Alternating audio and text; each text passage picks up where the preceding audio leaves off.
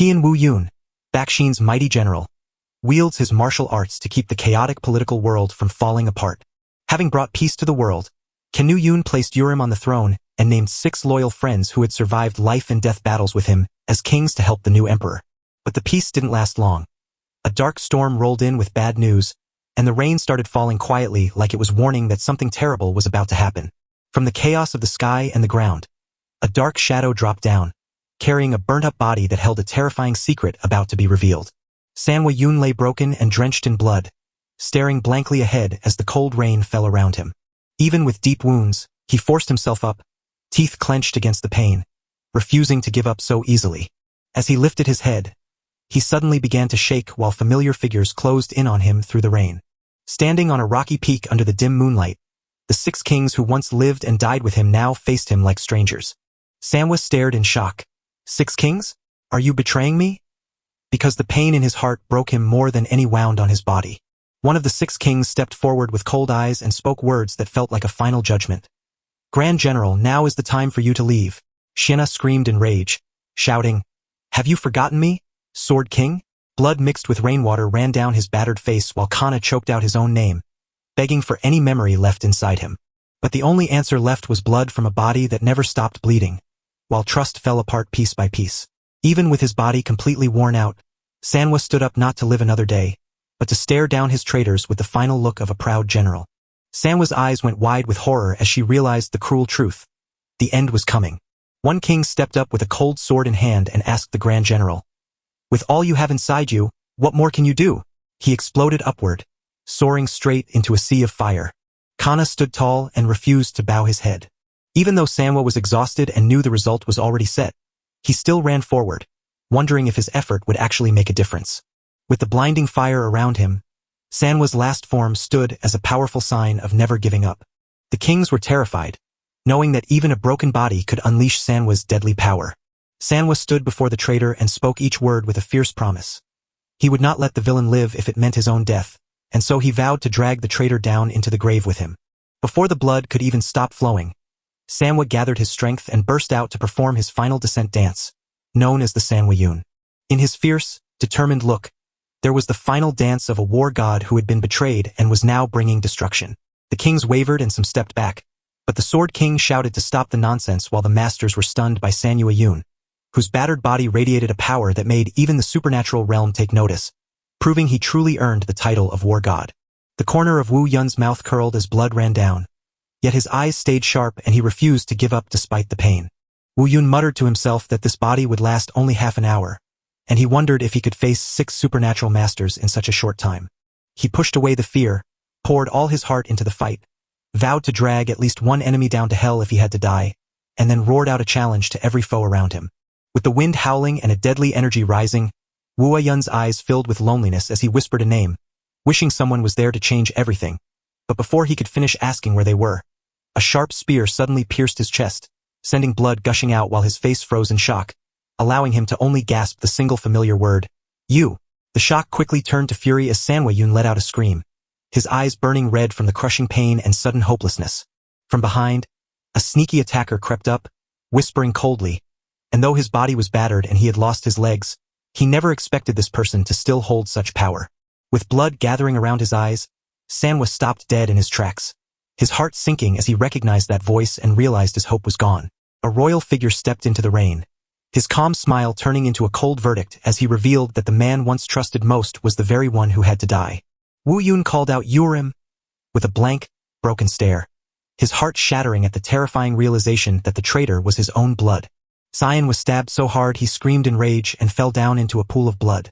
The traitor stepped forward with icy calm to declare Emperor Urim the ruler, yet whispered that even the emperor bowed to a god named Shan Wu Yun who stood above him. With gritted teeth in the cold rain, he shouted, "War god Sanwa Yun, your story ends today." While Urim smiled peacefully and lifted his head to claim his rightful place as the true emperor, Wu Yun lay broken on the ground, soaked in blood but still staring up at Urim with eyes filled with hatred and shock. Urim unsheathed his sword with a cold smile, pretending to pity Yu and saying, "You look so in pain. Let me help you be free."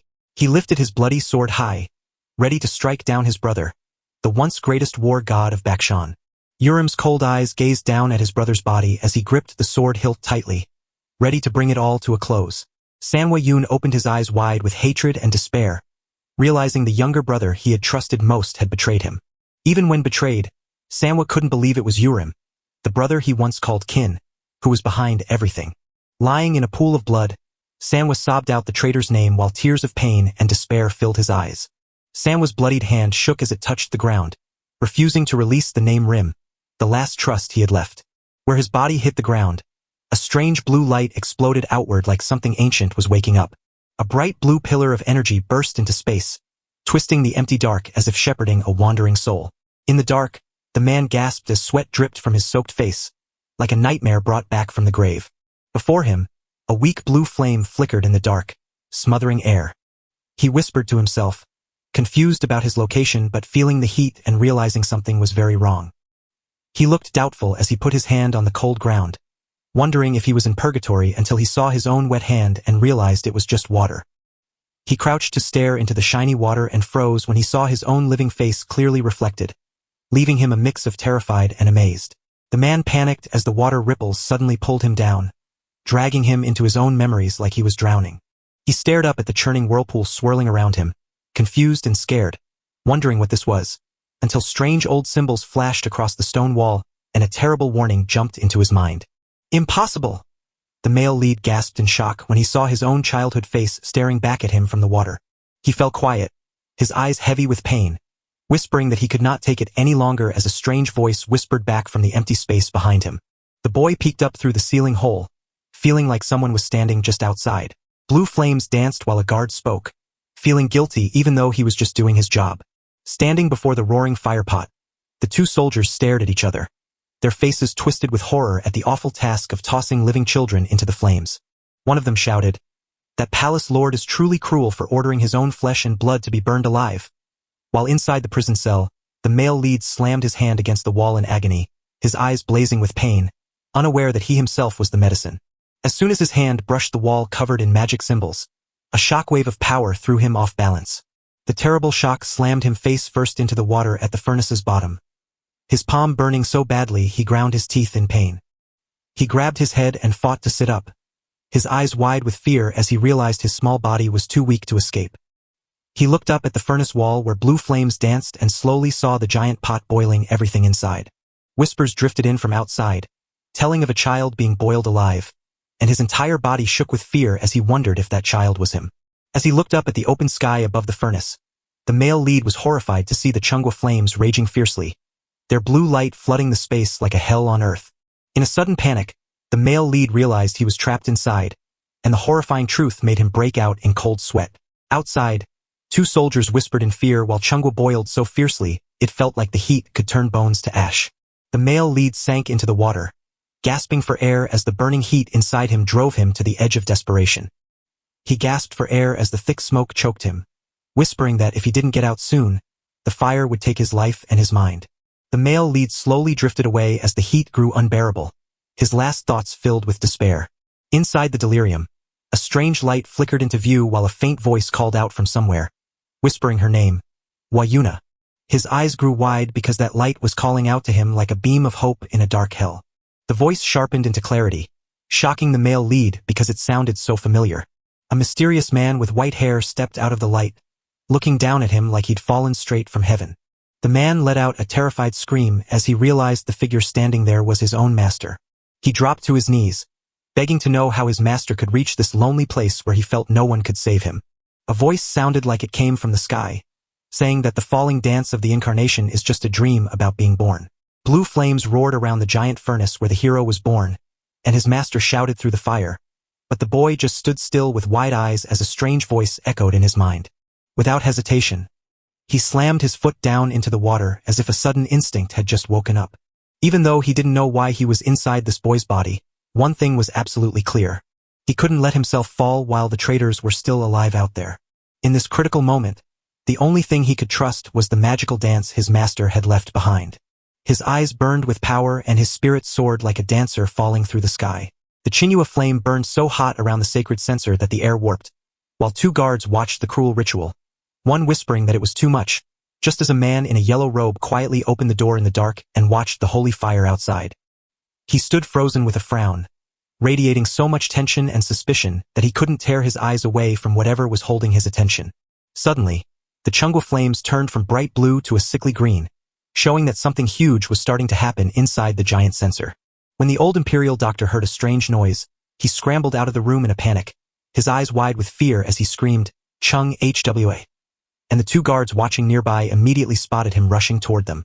They whispered to one another, remembering how the doctor had raised the young master for 15 years like a father to his own son. He stood frozen before the giant blue fire altar, staring in total confusion at the strange flame. The doctor squeezed his fists so hard they trembled with rage, daring to use even Chunghwa for this cruel ritual. The holy healer froze in place, his eyes wide and empty, so flooded with feeling that he could not speak a word. He slowly stepped out of the room and quietly moved toward the fiercely burning blue fire in the courtyard. A sudden strong gust froze him in place, his voice shaking with fear as he whispered, "What is that?" He twisted his head, eyes wide with total confusion as he felt something strange unfolding. A horrific sight hit him, making his pupils shrink and his entire body tremble with shock. While the green light glowed around us, a giant dragon made of pure energy started to appear, its body twisting through layers of fiery flames. The sacred dragon appeared right before their eyes, its scales glowing so hard that the air around it stopped moving completely.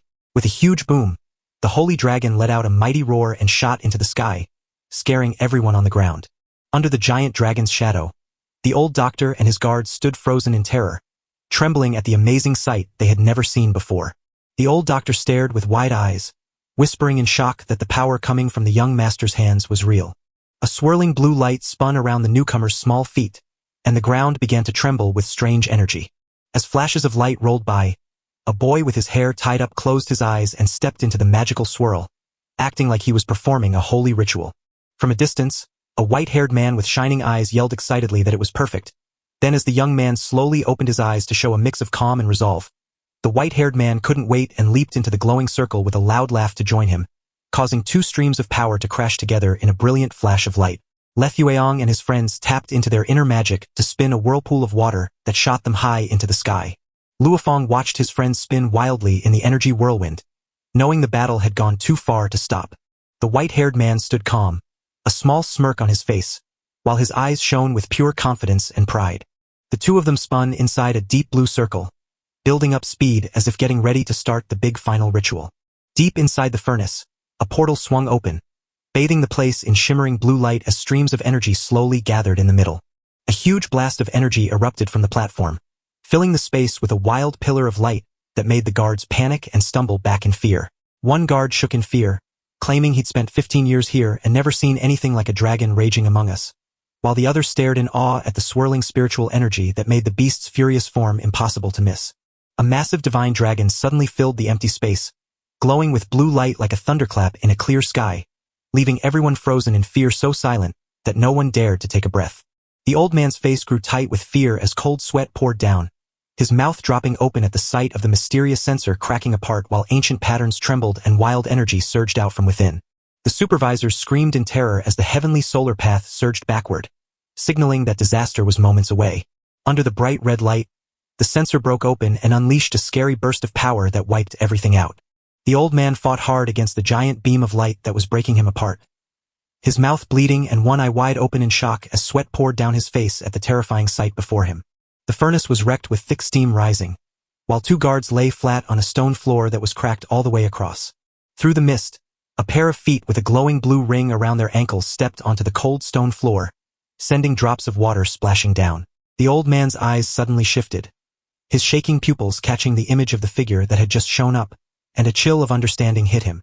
He stood tall in the mist and glowing blue light, eyes wide as if just waking from a deep sleep, sending a cold wave through everyone nearby. From far away, the old steward stared in horror at that familiar figure, his voice failing him as he stumbled forward with shaking legs. Overwhelmed with joy, he screamed out, "Young master!" Tears streaming down his face as he couldn't believe the miracle was truly happening. Out of the thick, dark fog, the hero stepped forward with a ghostly glow wrapped around him, his icy voice rising from the deepest pits of hell. "I'm back," he growled, his eyes burning with hellish fire as sharp teeth flashed beneath a roar that shook the air, proving an unstoppable power had finally woken. The supervisor stood frozen in shock, and the elder in yellow robes trembled as he stepped forward, his eyes tight with fear as he gazed ahead. The male lead slowly lifted his head, his eyes still hazy like he hadn't fully woken from a long dream, while his wet hair hung low and caught the glow of the spiritual power around him. The old man screamed in terror, his shaking voice giving away his fear as he cried out to the young master.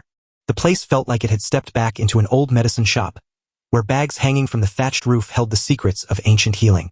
On the table, healing tools lay ready, their fresh herbs scent hinting at a new beginning. Once the fierce fighting stopped, Manhwa lay on the bed, unconscious but breathing, while the old servant watched him with tearful eyes and whispered, "Unbelievable." After discovering that despite surviving the terrifying solar furnace, the young master was only tired and thirsty with no real wounds. The door to the room swung open softly, and a figure with an eerie presence stepped into the silence, startling two guards who rushed in to say the palace lord needed the physician right away, causing the doctor's eyes to widen with worry.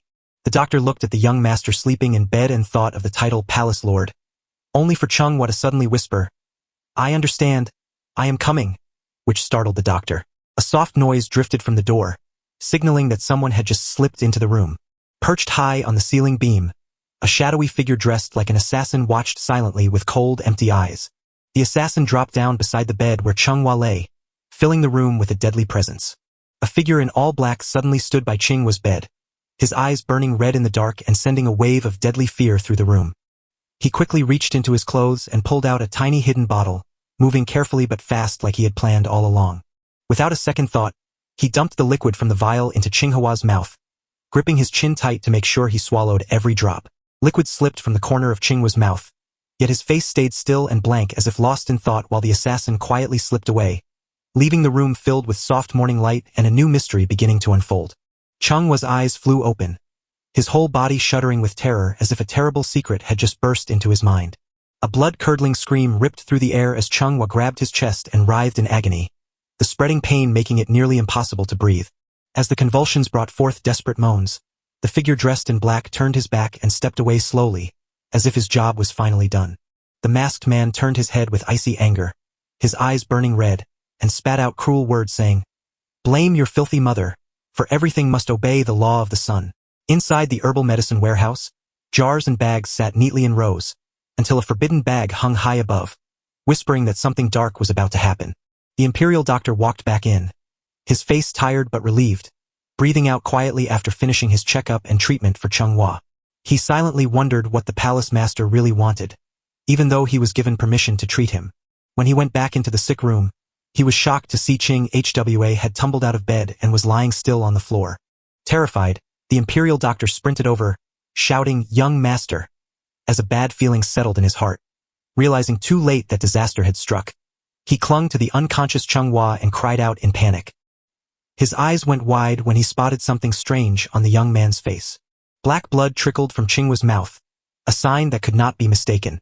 The imperial doctor froze in horror and shouted, "Poison!" But then his face changed as he quietly wondered if it could really be true, and as he sat beside the main character sighing helplessly, he realized that while the man must hate many people, his powerful heart meant poison wouldn't easily kill him. Seeing the male lead in such bad shape, the imperial doctor hurried to mix a ground medicine and rushed off to brew a cure. Before he could look away, his eyes filled with horror at the strange sight, and sweat broke out all over him. A tiny needle stuck into his neck, letting blood drip down as if some huge power was taking over him. The male lead jolted awake, his eyes cold and sharp as he gripped the needle stuck in the imperial physician's neck, stammering the man's name in shock at what he saw. The man suddenly woke up and pushed the needle hard against the old man's neck, his icy stare and harsh words making the elder too scared to move. The male lead dropped his voice to a threatening whisper, demanding answers to every coming question, while a heavy tension filled the room. Stunned by the sudden change, the old man marveled at the new man, wondering if this was his true nature, or if the solar core had transformed him, and he eagerly offered to explain everything. The male lead frowned for just a moment, noticing that the old man standing before him wasn't scared at all, but actually seemed to be having fun with the danger. The male lead saw that Maui was acting strangely helpful and didn't fight back, instead looking as if he had been waiting for this moment for a long time. The young master, a 15-year-old heir to the fourth branch of the Solar Hall, slowly put together the entire truth. But the truth was far worse, as his father, the Solar Hall master, had once boiled his own child to make a solar pill, proving he was truly mad. But his enemies weren't just his own father. A shadowy army of hunters was already on his trail, proving that many others wanted him gone. The male lead realized that even though his life was still dangerous because of the burning sun core inside him, he was now immune to every poison, feeling a slow but fiery new heartbeat in his chest as he returned from the dead with a miracle. The clock had ticked to the 22nd year of the Jinshin era, yet he had passed away in the 7th, leaving the 7 curses that once plagued his former life to still linger in the shadows. His blood burned with hatred, yet his heart belonged to a 15-year-old boy who desperately needed allies and couldn't tell if the old man standing before him was a friend or a foe. As the golden needle hit the ground, the immediate danger faded, yet his eyes stayed sharp and watchful, refusing to let their guard down for even a second. Suddenly, the male hero yanked Mayui's sleeve and muttered a weird phrase that made the old man spin around, totally confused. Mayui's mysterious smile held a question about whether he was a friend or foe. Then he praised him, saying, "Truly worthy of the 4th young master," which left the male lead startled as a sudden wave of fierce killing intent surged from Mai. Mayui suddenly moved like lightning, his sleeve bursting into flames as he drove the needle straight toward the male lead's heart. The male lead's eyes went wide with shock as the golden needle drove straight into his chest before he could even move. The man roared with a fierce laugh that made his eyes flash dangerously. Then he turned the tables by asking, "What if you're wrong?" The man's eyes narrowed instantly as he felt the cold tip of the blade press against his neck, the light catching the fear in his gaze. He suddenly froze in his tracks, his fierce face twisting into shock as something made him pause. The blade halted mere inches from the hero's left eye, and though cold sweat raced down his face, he refused to blink.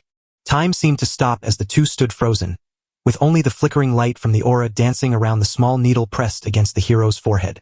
The older man tilted his head in surprise that the man didn't dodge the blow, wondering how the other could be so sure he wouldn't strike, only for the man to hold his gaze with a cold smile, knowing the older man needed something from him. The man paused, then suddenly smiled and let out a low, amused laugh. He laughed loudly, stepped back, and raised his hand to praise the young boy, who had surely pleased him. With a bright smile, he declared, "From now on, call me master. I will teach you the strongest martial art of the demon sect, Singabak." The male lead was stunned to hear the name Singabak, which was the legendary skill created by the sect's ancestor, and wondered if this old man could truly have mastered it. Even though he looked like an ordinary old man with no holy glow, he secretly knew the boy's mind and doubted if the boy was truly ready to learn such a legendary ultimate power. The old man told the story of the Singahan family, where fighting skills were handed down from master to student, and he took up medicine not to heal the living but to protect his trainees during their brutal practice. As the male lead felt a chill of unease, the old man's casual remark about the brutal Sinabak training, where no one had ever truly survived and mastered the deadly sinks, stunned him into silence. Many had fallen before because their bodies couldn't handle it, so only the sect leader, who held the solar star's power inside him, could take it. But he saw a way forward in the male lead, for once that young power from the sun grew within him, his body would rise again strong enough to face even the worst chaos of the mushings without a second thought. The man returned from the dead with a cold smile, ready to master 2 legendary arts to finally pay back the blood he owed. The old man revealed he was the 4th young master hunted by 3 rival assassins, so outside the medical hall, no one could let him rest. The old man suddenly waved for silence, and his tired look made the hero stop dead in his tracks. In the quiet of the night, the door burst open to reveal someone very important had arrived without warning. A man stepped in with twin swords at his waist, his voice steady as he smiled coldly at last, saying, "Finally, I get to see you awake," revealing himself as Junwoo, the eldest son of the Solar Palace. The old man gave a light scolding for not giving notice, but Jinwoo just laughed and said he had rushed in to see the person who had stirred up the whole palace, then stepped forward to pat his chest and act like a close friend, though his cold eyes told a different story than his smile. The male lead stared at him with pure disgust, knowing this stranger was just a fake brother in disguise, so he coldly said, "I don't know you," which made the red fire flare up as the soul of a heavenly general appeared behind him, looking just like his eyes and glowing with heroic power as if he was about to inherit great strength. The big brother laughed out loud with a sneer, mocking the very name of the northern heavenly general. Jianwu sneered at the name of a poor mother, but the man didn't even blink as he calmly declared he had no lowly mother, standing his ground with unshakable confidence. The male lead shot back at Junwoo's sarcastic jab with a sharp reply that made him furious.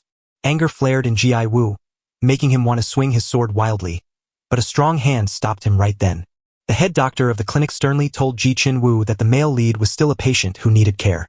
Ji-woo laughed coldly, signaling he was finally ready to strike, while the male lead stared him down and retorted, "If you keep being this stubborn, maybe Jen-woo is the one who needs medicine," all while his icy eyes showed he was fully determined to act on his own. Ji Wu shook with rage, his face turning bright red as he couldn't believe someone had pushed him this far, hissing out his pure hatred. As Jikin Wu's threat loomed, Maui stood silently behind him, placing a hand on his shoulder with a gaze as sharp as a blade, silent yet imposing. Jikin Wu gave a fake smile, turned around to leave, and whispered he was retreating, but his eyes stayed locked on the male lead. Not far away, Ji Wu turned back, rested a hand on his younger brother's shoulder with a smile, yet his eyes burned with killing intent and radiated a red aura that made the male lead's spine shiver. With glowing red eyes and a deadly presence, Ji Wu grinned wickedly and spoke to his brother as if delivering a final judgment. If your mouth is small, you should know to keep silent or you will lose your tongue. Just like Ji Wu unleashed a deadly strike toward the male lead, carrying a cruel threat and burning murderous intent. Wu walked away with a smug grin, leaving behind a threatening warning that left healer Maui shocked and fearing a dark, forbidden power had just been unleashed. Pain hit him hard and made the male lead spin, as the dark martial art unleashed evil energy that shredded his tendons and destroyed his insides. Evil energy seeped in and burned him from the inside, yet instead of breaking, the hero's heart began to glow with a brilliant light. He lifted his head with a calm gaze, feeling a bright red light pulse warmly inside his chest, as he realized he already held the young heart. The male lead calmly told them his new body made the dark technique nothing to worry about, while the old healer sneered at the Black Abyss Lord's grandson's smallness, so the male lead quickly replied with a soft but sharp voice. With a bright new look, the male lead skillfully praised his master while joking to ask if the old healer was the one who made this mess because he trusted him too much. Even though he sounded tough, the male lead feigned a headache and complained that he was still recovering and couldn't act normally yet. The old man dropped a suspicious question about the name the hero was using, doubting if his mother, Sua, really gave it to him. The male lead gave a shy smile and blushed, secretly hoping that letting them get it wrong was easier than telling the truth. The old man told the hero to act like he'd forgotten everything, a trick so convincing that even I had to step back in fear, and though I wasn't sure if it was real, I went along with the plan. The old man turned and walked away with a quiet comment, saying he was glad you knew the right answer, which made the male lead smile. The male lead sat perfectly still with his arms crossed, his deep eyes showing both confidence and a plan he had already made. In the dark, the soul of Master Yan glowed brightly, filling the room with light as the male lead cried out his guide's name with a heavy heart. The hero gazed up at the light, his eyes glowing with belief and hope as his great adventure officially started. Thinking back, the male lead remembered the Wasin Damu dance, a move that wasn't just steps but a silent bow of respect and loyalty to his master's whistle. The black robe fluttered over the tiled floor as the male lead moved, weaving each step into a dance of life and hard-won strength. As the male lead pressed his hand to his chest, he felt his heart burn with red light before a sudden flash revealed the immortal solar energy pulsing inside him. Even though his strength was still weak, the fire in his heart had started to wake up, so he held his chest and admitted he couldn't use his powerful skills yet. Even as spiritual power slowly spread through his arms, his solar heart blazed with fire, ready to dance and erupt as a sign that he was returning. The male lead flowed through every move of the wash and dramu form, weaving the sun's power into his graceful dance. Blazing red flames danced around him, holding onto his forgotten joy and his burning wish to get stronger. With dazzling flames around him, the male lead's eyes burned with absolute focus as his entire body settled into a deep meditation to master the swirling energy. A happy smile spread across his lips as he slowly found his strength again, growing stronger with every step. From the ground, he shot upward through a sea of fire like a shooting star, landing in the center of the arena with burning spirit after a fiery dance. Realizing that whether fighting for revenge or freedom, the true path is to conquer the Yang heart and master the supreme sun and moon saint spirit, two ultimate arts he never achieved before. Turning away, the male lead muttered to himself with a mocking smile, "It's just a dance," though his cold eyes hid his true determination. From a distance, a young woman in black watched the man with deep suspicion before softly agreeing to his words, while another arrived to ask about Jiang Mong, only for the man to slowly walk away and claim Jiang Mong had left before changing the topic to praise recent moves, even as Ilianshan harshly judged the dancer Waren's performance as lacking true skill and spirit. One thought quietly, admitting that Ilshan had spotted the hidden power of a true master hiding in Washin Damo. One suddenly asked if Ilianshan still remembered him, and Ilianshan simply said no before smiling to introduce himself as the Dharma leader of the Sun God Palace, Northern General Ilshan. Without a second's thought, he stepped forward and declared, "I am Warun," his eyes steady and ready for whatever fate awaited. When Ilshan heard the name Waren, his eyes flashed with sudden surprise, as if a forgotten moment from the past had just burst back into life. Then he burst out laughing and called it the name of a martial god. asking Sue if she had given him that title. One didn't mind where a name came from, only coldly asking Ilian if he'd stand on his side, because all that mattered was choosing which way to face. Ilshin gave a mocking smirk and declared he would fight with only his right hand, refusing to use his inner power in an arrogant test of Huan's strength. Huan curled his lips in a smirk. It was a duel with a worthy foe, yet in his eyes, it felt like nothing more than a graceful dance. Ilanchin squeezed his hand into a hard fist, his face serious as he reminded Warren that while dance and fighting moves are beautiful, the moment they are used to hurt someone, they become weapons. The aura around Ilshin was so intense it seemed to erase the distance between them as he spoke in a deep, serious tone, telling one that someone fighting without weapons definitely needed a shield to stay alive. That comment made Huan stop in his tracks, suddenly realizing this wasn't just a simple test, but that Ilshin was warning him about something big happening tonight. Before Huan could think, Ilianchin rushed forward with a mighty punch that felt like a sudden storm. Warren moved instantly to dodge the hit, his eyes turning cold while his hair whipped along with his punch. Ilshin's eyes went wide with shock as he realized Huan, whom he only saw as a dancer, had unlocked a hidden power in his movements that completely blew him away.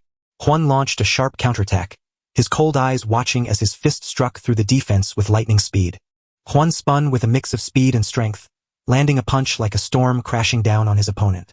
Ilshin saw the move coming, and Changup's joy turned to shock as his eyes widened in disbelief at what he was seeing. One didn't even pause. He charged forward like a falling meteor, pouring all his killing intent and determination into his power. With a punch as loud as thunder, the hero smashed the ground so hard it cracked, and Master Saw stood frozen, admitting he had failed to block the spear-like force on his very first try. The hero bowed in humble greeting, asking if the other was truly the famous Master Saw, only to be startled when that figure suddenly attacked with a deadly sword strike. Yet the hero stayed calm and focused as he deflected the flurry of palm strikes that came like stabbing swords. Trapped and pushed to the edge, the protagonist suddenly woke up to grasp the true power of the shield, finally seeing what Ilian meant when he said it was a chance to grow through real battle. With a fierce resolve, the hero unleashed a blast of fiery power, his eyes sharpened with deadly focus as he stepped up to face his enemy.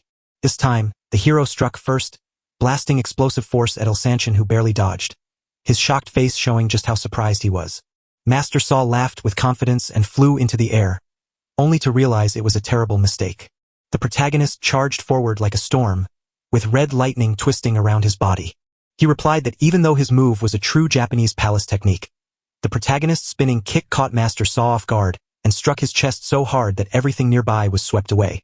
As the hero touched down in a sea of burning red energy, staying calm yet radiating a scary, heavy weight, Ilshin knelt before him, eyes wide in shock at power far greater than he ever imagined. Ilianchin rose slowly with a solemn smile, wondering in his heart if the protagonist's amazing talent came from hard training, or if he was simply born with a special gift. After the fight, the hero grinned and asked, "What a dance! Just like you said, right, Master Saw?" While his eyes sparkled with excitement and confidence, Master Saw smiled back, noting that while he meant to offer a shield, I had already found a blade so sharp that even if he had used all his strength, I might just be lying in a pool of blood now. The protagonist quietly worried that time might be his biggest problem. But then a voice shouted out that the child had no memories, which shocked Ilianchin. The old man with silver hair stepped forward and said the hero sometimes still remembered bits of the past, like that very dance. Ilshin was caught off guard by Jang Mong's worry and immediately asked why he had shown up. Jang Mong tossed a scroll to the group and shouted that the palace lord had sent him with a command for Muinho to act right away. The protagonist turned to look at Master Jang Mong with doubtful eyes, only for the teacher to silently bow his head, letting the answer speak for itself. Facing the whole court, the messenger shouted that young Master Saw must kneel because it was a sacred order from the palace lord, and the protagonist quietly said yes. Young Master Saw's lips curled in a smile of hidden control, knowing all too well, so he slowly knelt, admitting for the first time that even before the emperor, he was just a young master of the Japanese palace. The messenger then announced that Sam Yumyong's condition had improved today and that he should return to Chilgak Tower to prepare for the naming ceremony the next day, which made young Master Saw hesitate for a moment before firmly saying he understood. While the protagonist silently thought about the coming ritual, knowing that although he officially had no title yet, he was always H.W. Yoon in his heart.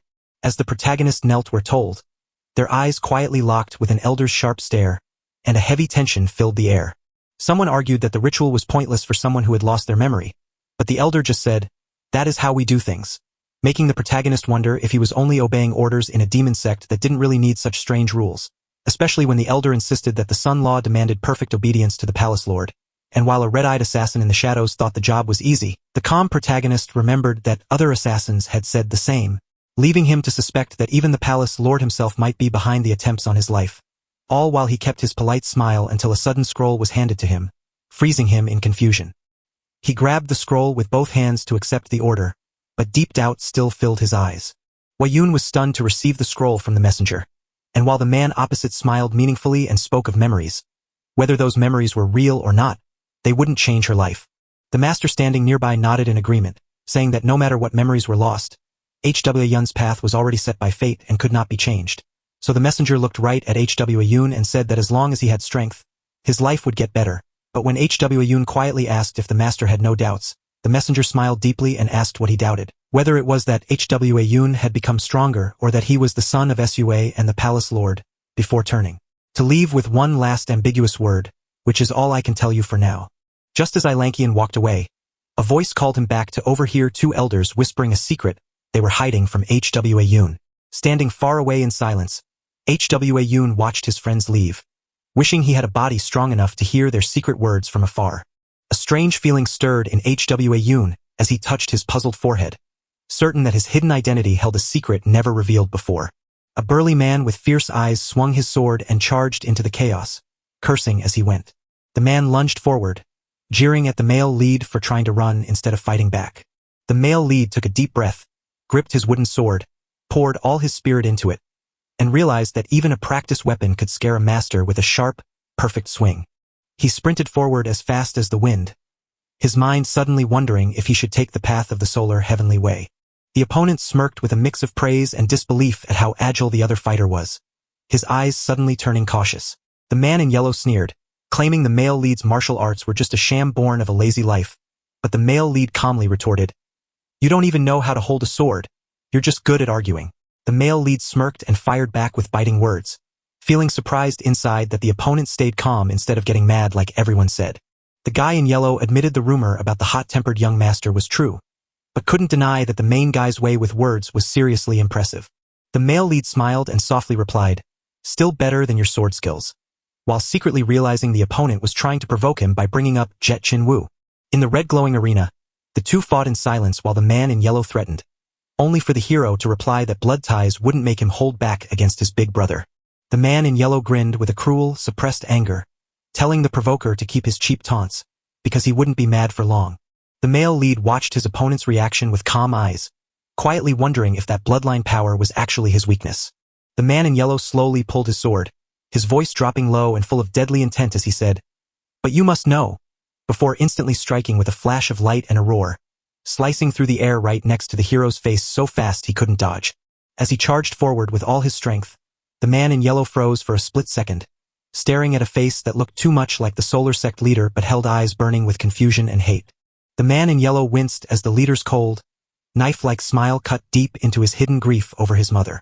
The moment he touched something forbidden, his eyes flashed with a deadly glare, and a wave of pure killing intent surged from his gaze. In a split second, the man in yellow brought down his sword with a deadly whistling sound, sending the hero tumbling forward as blood spread across the arena, finally releasing all the old hatred that had been held inside. Kneeling on the ground with sweat streaming down his face, the hero watched the enemy's sword waver in the blazing sunset light and wondered if his daring trick had finally worked. Jetchenhak sneered at his younger brother for crawling on the ground to survive, but the male lead stood his ground and shot back with a cold remark that froze his opponent in his tracks, scoffing that he was far better than a whining son crying over his mother. Those words struck a deep, old wound in Jetchenhak, causing him to clench his fists as his eyes burned with rage and he hissed, "What do you know?" The male lead calmly asked a sharp question. Out of all the Solar Palace Lord's wives, which one does he truly love? While black energy swirled beside him like a venomous snake ready to devour everything. Jetchenhak slowly admitted that all marriages, even with his mother, were just political moves, except for Manhwa, the male lead's mother, whom the Solar Palace Lord truly loved, and the child sacrificed long ago was the one standing before him now. Jetchenhak was confused by the words piercing his mind as Jet Chin Wu questioned him back about the real cause of his hatred. With Jet Chin Wu's eyes shining brightly and his voice sharp and full of implication, Jetchenhak rejected every guess, lifted his burning red sword, and stared with frozen eyes. Yet his words held a heavy truth. If he fell, wouldn't his father suffer too? Jet Chin Wu froze, his heart pounding as Hayak's words shattered every memory of a father who had once locked him up and coldly picked him to die. Beneath the golden-red sunset, Jet Chin-woo remembered his painful past and wondered why love led to his prison cell. Realizing he wasn't unlucky but forced into the dark by his own father's hand. Painful memories flooded back as he was dragged away to Churiagak like a sacrificial offering, only to see his father move without a second thought and finally realize that his fatherly love was just a lie.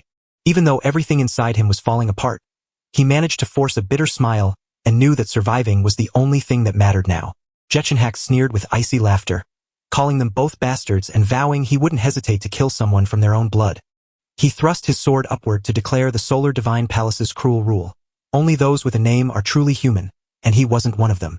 The protagonist was cast out so completely that everyone thought he was already dead and forgotten. Defying his cruel fate, the determined hero stormed into a room of medical gear to face Lu Bontan, the cold-faced man in the hospital bed who was actually his own father, watching him with silent, emotionless eyes. Lu Bontan saw the man arrive, jumped up in shock to see his son, but froze when those cold eyes met his. The young man stayed silent and simply set a mysterious item on the table, leaving Lu Bontan frozen with a mix of regret and fear as the air between them grew icy.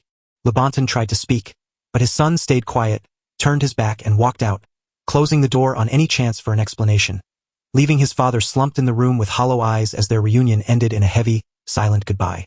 After a brutal fight, the hero crashed onto a barren wasteland with blood on his clothes and a tight grip on his broken sword, surrounded by the silent bodies of his defeated foes. He pushed himself up with shaky legs, staring blankly at the glowing horizon, while a faint whisper came from behind as a white-haired girl stepped out of the dark, shaking as she clutched her broken communicator. He spun around and saw the face of the old enemy who once stabbed him in the back, staring silently at each other in a heavy, dangerous silence. The girl stepped forward and took off her hood to reveal a face marked by bruises and dried blood. Then she gently handed him the device and whispered, "They are still alive," which instantly made his eyes light up. He squeezed his fist, turned toward the distant ruins, and marched forward without a second thought, knowing his next journey was for himself and everyone still waiting. T clenched his teeth to silence the pain, yet his eyes refused to back down while he squeezed his twin swords tight, ready to strike back as the danger grew. Ganugu tore through the air with a slash as fierce as a storm, breaking the world around him, while Thaiha stood his ground, refusing to take a single step back. Just as the king unleashed his final slash, Thaiha was ready exactly as the northern marshal had planned. T tensed, spun around, and slammed up his shield, the only thing that could stop the deadly blow heading straight for him. Gwangsugu's whole body burned with red demon power as he rushed forward at full speed, and the real fight was finally starting. A dark, evil power raced around Gwangu's fist as he squeezed his hand tight, ready to strike the final, deadly blow. A punch hit with the force of a meteor crashing down, and Gwangsugu charged right up to Thaiha to strike him with all his power.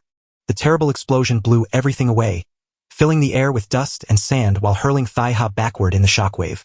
While a terrible whirlwind tore everything apart, an old man with silver hair stood firm, frowning slightly, and even as the shaking aftershocks swept through, the northern marshal king calmly walked out of the smoke with Tia right behind him, gasping for air and staring at him with wide eyes of amazement and thanks. Gwangsugu squeezed his hand, packing all his inner strength into his palm. Even though the fight had stopped, he kept his eyes locked on his opponent like a sharp sword. Tia lunged forward to block, barking, "Elder Yang, he's mine!"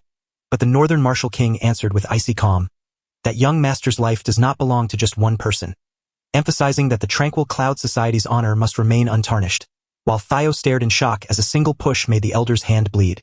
A swirl of dark purple demonic energy surrounded the northern king, as he solemnly promised to handle everything himself and take full responsibility. Gwangsugu watched with bated breath as cold sweat trickled down his forehead, knowing that no matter how sure he felt, he stood no chance against such a master. Gwangu quickly figured out that if he could find a gap in his opponent's guard, he would spring his surprise attack right away. The northern marshal king burst forward with unstoppable speed, leaving Gwangu scrambling into a defensive pose while looking utterly bewildered. Gwangsugu sneered and mocked. "Really? An old man playing kids' games," while Thaiha's teeth ground together under the heavy pressure of the dark power, only for the fight to suddenly shift before he could answer. Gwangsugu suddenly threw a punch so hard it almost blew the northern marshal king's head off, a move both bold and clever. The old man gathered his strength and sprinted ahead like a purple bolt of lightning, his eyes burning with deadly cold anger. He squeezed his hand into a hard ball as purple power roared through him, getting ready to hit with all his strength. The young man ducked out of the way, and a confident grin showed itself even while the storm raged on. In that split second, His eyes snapped toward the person behind him, the one he had been watching all along. "It's you!" The punch burst out through blood and terror, shattering the perfect lie. Under the cold blue moon, a branch swayed in the quiet night, marking the moment change was coming. An old man with silver hair lunged forward in rage, his eyes burning with deadly fury as if ready to strike. Suddenly, a brave young woman stepped forward, clutching the terrified boy tightly and screaming for the attack to stop. She clamped her hand around his so tight the bones groaned, daring the old man across from them to see how much they truly valued him. The old man's eyes were cold as frost, his voice deep and harsh like a horse's bray. "You bastard," he growled. "Do you still think you can survive this?" Wayun kept on threatening, saying there were still 18 more to go. When the old man heard the hostages screaming in pain, he shook with fear and cried out, "You are so cruel. What do you want me to do?" Wayun's voice was icy as she said, "Just answer me, or else don't expect to avoid any more broken bones." The last enemy screamed in fear, begging for mercy by offering Jiohake in exchange for his life. But Wayun just sneered at his foolishness. He squeezed his eyes shut tight with determination, knowing that even if he let you go, you'd likely still kill Hayek, so he wasn't that foolish. The blue-haired boy squeezed his enemy's fingers tight and smiled like ice, saying that if things went on, both of them would die, causing the trapped man to shake at the name Saw Gongja while the boy laughed at him for once preaching against cowardice but now begging for his life. The young man leaned in close, whispering into his ear while a scary grin spread across his face, saying, "I'll let you live," which made the other person jump in fear. A sharp stab tore through his chest, sending him screaming as blood poured out, while the young man coldly demanded, "Why don't you beg old Yang?" Sagangja set a terrible price. Tear down the dance hall or watch Jetchin kill himself slowly. He gently but firmly tightened his grip on the hostage's neck, daring Elder Yang to pick between giving up his martial arts forever or saving the second young master's life. Saw Gongja grinned wickedly and coldly declared, "Let's see which is more valuable," leaving Elder Yang frozen in place, his entire body shaking at the cruel decision being forced upon him. Saw Gongja's eyes flashed with victory as he saw his opponent hesitate, knowing the scales had tipped in his favor. Elder Yang turned his back and walked away, knowing his move had only made the gap between Jetchinhe and Seongja even wider. Saw Gongja gave a faint smile, knowing with all his heart that survival was the only thing that mattered as dawn crept closer. Elder Yang was so startled by the voice calling his name that he looked up at the sun just rising over the horizon. A piercing scream filled the air as Elder Yang threw every last ounce of his strength into one final, desperate move. A bright red fire raced across the sky, showing the final moment when light and blood mixed together. A huge explosion rocked the courtyard, shaking the ground as two fierce groups fought right there. Under the moonlight on the rooftop, a new figure appeared, his sword glowing with purple energy as Elder Ouyang Monson stepped forward with the power of a martial law enforcer. Jetchinhuk narrowed his cold eyes and stepped forward to warn Elder Oyanjen that he was forbidden from walking into the inner palace at night without permission. Yong Mangan roared and lunged forward with his sword, refusing to stop to talk rules while his eyes locked onto Sawangja. Jetchinho halted him, his voice soft yet icy, and casually dismissed Elder Yang's concern as nothing more than a child's game. Sagangja clamped his arm around Jetchin, making him admit the truth, and Jetchin, though bitter inside, finally agreed to the deal. The law enforcer reminded Sagangja that the demon sect's ancient rule was simple. The strong take everything from the weak, so he better decide what reward he wants. An elder stood firm and argued that Sagangja was nameless and unworthy of praise, but another voice rose up to declare that Sagangja did indeed have a name. That was the name Sagangja's mother gave him, and the law enforcer turned to Jetchin, demanding he admit defeat. Jetchin stood frozen, unable to argue, as his pride crumbled before the steady gaze of the Saw Gongja he had admired since he was a child. Hui faced the serious, officially named gaze of everyone and was asked as the strong one what he wanted to take from Jetchin.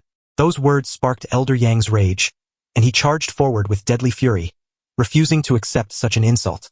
But before he could move, the icy blade of North Martial Lord cut him down, leaving Elder Yang frozen in shock. North Martial Lord said without a doubt that his life was fair game, leaving Elder Yang to scream in anger and helplessness when his harsh words just bounced off Lord's calm challenge. The Taiyang Palace envoy spoke with icy calm, insisting his job was to follow the law and stay out of the fight. Jetchinho fell to the ground, his hands shaking and his eyes full of pain as he was treated like a tiny bug. Haiyan glared down at him and shouted, "Do you want to live?" which made Jetchin mutter a bitter refusal. Huan thought about his choices, knowing that killing him would be a clean finish, but the power behind Jetchin made him pause. He stopped to let the elders decide, keeping his cool even though he held life and death in his hands while everyone fought for power. Huan watched everything with a cold heart, his mind already holding the answer. Back then, whatever happened was decided by whoever was the strongest around. He knew what was coming from the very beginning, yet he still showed up, just as North Martial Lord had planned all along to be the judge of the showdown. Huan offered a weak smile and slowed down, choosing to show mercy this time instead of finishing the fight. Surprise rippled through everyone, leaving Elder Yang, Jechenho, and even the onlookers completely shocked by the unexpected result. Wien didn't hesitate. He drove his blade straight into Jechen's chest, ending it all with a splash of blood and high-pitched screams. Huan pointed and said he would make everything right, while Jechenhak knelt in shaking fear before the cold gaze of the North Martial Lord and the silver-haired elder who nodded in approval. North Martial Lord lifted his hand to unleash his power, summoning a swirling aura that filled the space as he prepared to decide the final outcome of the fight. North Martial King coldly told Yang Monson to go back to the Silent Cloud Assembly and promised to handle the nighttime palace break-in later. He refused to take responsibility for the fight between Huan and Jechenho since the loser had already accepted the result. But Jechenho looked up with a bitter expression and shouted Huan's name. Jechenho slapped Yong Manson's shoulder and laughed, daring him to say that rude name in front of everyone tomorrow. Jechenhak lost the fight, so North Martial Lord told Elder Yanjin to go back to the Silent Cloud Gathering and promised he would deal with the trouble later that night. He ruled that the fight between Huan and Jechenho wouldn't end based on who lost, and while Jechenho sneered at Huan's name with dark intent, Jechenhuk slapped Elder Yang on the shoulder to mock him, daring him to bring up that humiliating name again at tomorrow's ceremony. North Martial Lord looked at them with cold eyes and quietly said that his standards had never changed. As the master and his student left, North Martial Lord praised Wien and told him to keep going until the next sunrise, promising that everyone follows the sun's rules before he vanished in a bright, grand flash of light. Hwa Yun froze when the sun's law hit him hard, realizing he was no longer the northern general. In the quiet of the late night, Hwa Yun mocked himself as the disgrace of the Taiyang Divine Palace and told himself to sleep peacefully without dreams. But as Huan turned his back and left, silent shadows followed from the darkness with murderous intent spreading through the night. As dawn broke, flocks of birds spread their wings across the clear sky, signaling the start of a new day. Deep in the green forest, two soldiers walked and talked, and one confirmed that the palace lord had ordered Hwa Yun to return to his old home, a place that once greeted him with bitter cold raindrops. Two men strolled down a quiet hallway, talking about how giving Wien a real name at tomorrow's ceremony might finally turn things around. The long-haired noble laughed in mockery, claiming it was unfair for him to pay, yet he agreed only because the old man had given the order. A scream tore through the air when they found the assassin's body, and the speaker warned that killers always come back to where they left their mark. Huan sat heavily on the assassin's cold, still form, staring down the two figures before him and asking, "Is it you?" The long-haired noble burst into laughter, shaking his head to deny the blame and mocking them by declaring himself neither Saw Gongja nor the second young master, but the older brother of the third young master, Jetenhan. Huan stood frozen in shock, his eyes wide with confusion as he stared at the stranger, wondering who he could possibly be, while a horse carriage rolled toward Bunga Songf under the morning sun, and someone reassured him that for the big ceremony, he just needed to nod and say yes over and over without any worry. The escort explained that once he was given the official name, the Sun Palace would send money to fix Chiliag and buy him new clothes and weapons. The blue-haired boy in his fancy robe stood cold and bored, thinking only that his friend talked too much, until the friend suddenly grinned and asked about Elder Yang. A question the boy answered calmly, leaving the friend stunned by such a straightforward reply. He quickly put on a fake smile and kept chatting in a friendly way that held hidden meanings. Huan couldn't take it anymore, his cold eyes showing he had seen right through the threat hidden in those words. Jechenhan smiled and spoke about the stone as if it were nothing, yet every word he said was a sharp arrow aimed straight at Wien's past. Behind his smile, a fierce tiger spirit filled with deadly intent appeared, signaling that the official accusation had begun and proving this trap far more complex than any ambush Huan had faced before. As the carriage rolled through the mountains, Highway suddenly asked for a price before he would help.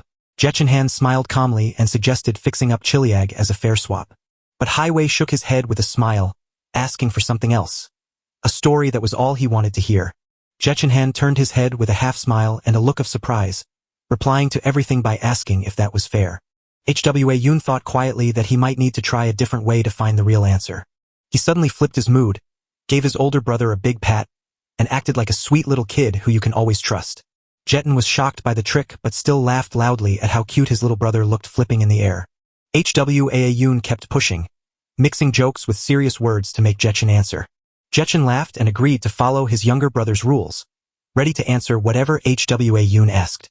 Suddenly, a shout from outside demanded the carriage stop, and the eldest brother turned to look with a face full of doubt.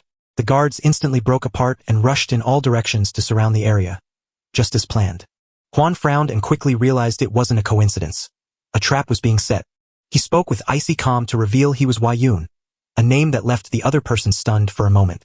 When they heard the name, the older brother asked Hwa Yun if their mother had given it, but Hwa Yun hesitated, feeling confused inside. Hwa Yun stayed quiet, realizing that every time his name was spoken, others only talked about his mother, so he needed to figure out a better way to get the answers he wanted. The older brother kept asking if anyone else knew Hwa Yun's name, so if no one did, he could finally get a brand new one today. In Hwa Yun's mind, a crowd of faces suddenly appeared. Ji Chi Wu, Ji Chi, Hyak, Elder O, Lawyerin, and even Ma, the one who gave him his name and everyone already knew, so he sighed, realizing he could no longer keep his secret hidden. The older brother had to explain that the naming ceremony was a special power ritual for the palace lord's family at age 10, but Huan was an exception. Huan gazed straight ahead, his voice heavy with grief. As the son of an abandoned woman named Sua, he had been cast out by both palace and father for 5 endless years. As a palace guard stepped forward to reveal the truth, he reminded everyone that before the naming ceremony, even the third young master was once known simply as Dan Weiyang.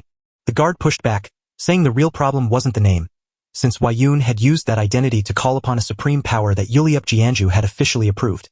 He refused to let go, because that identity was too important to waste, and while he pretended to be innocent in his heart, he suspected someone else, wondering if a spy had hidden within their quiet group.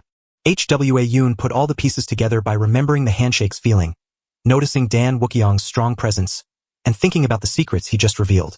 Before Hwa Yun could react, the other sternly warned that the nomination ceremony would happen right there in the main hall with the 3 Sun Lords watching. If Yun shook his head at the name and claimed he already had one, the outcome would be anything but certain, and he started to wonder what the real reason behind it was. The man admitted that no one could guess what the Sun Lords would do, only that they hated anyone challenging their power. Qin Wu, Qin Hyak, and the Quiet Cloud Society all watched Yun without offering help, seeing his downfall as their chance to finally kill him. Yun offered a faint smile while a bitter thought took hold. If he wanted to live, would he have to turn to a third party for help? The long-haired man smiled and told Yun that they were the very third force he needed. He went on to explain that their group was unlike Black Knight, the Orthodox sect, or the local factions, standing instead as a new neutral force rising from the chaos.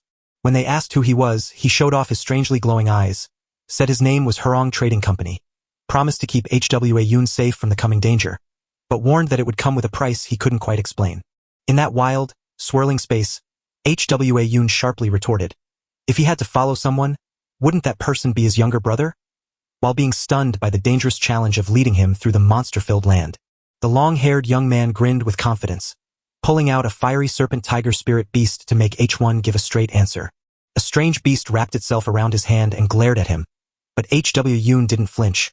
Instead, with a fierce look in his eyes, he walked straight into the swirling purple energy to face the challenge. As the other knelt to thank him, Yun calmly revealed that he was the one who shattered Dan Junang's grandfather's dark illusion. Hwa Yun smiled, but the painful memories from his past life hurt far worse than the tricks the opponent was using. The person watching from behind stayed quiet, looking quite shocked by how calm he seemed. The polite man stepped back with a knowing smile, nudging Huan to think twice before making a move. The last words hung in the air like a warning, leaving him to wonder if the ceremony would crown him with a new name or end his life. Finally, the group left the palace and headed to the naming ceremony, where all their secret plans would start to show. In the grand hall, the 3 Sun Lords sat with such great power that the whole room felt heavy and serious. The officials all shouted together, Vlet letter Duong Tin Quang Gai, letter 1 ECA, words of reverent praise. And the palace lord announced that the ceremony had begun as the 4th young master, known only as Nameless, walked forward. Right before the huge main gate, a horse carriage came to a stop while a person stood quietly under the hot sun, getting ready for something very important. A harsh shout from the guard froze the escort team in their tracks, with no one daring to defy the order. The young man in blue stepped out with a polite smile and asked who had made him wait during the naming ceremony, prompting a silver-haired man from the front hall to part the crowd and coolly reply, "It certainly wasn't me, was it, third prince?" The third prince turned his head with a calm gaze and asked, "Then shall we go this way?" which brought the silent air around them back to life. Lord Mai solemnly declared, "I am talking about Huan,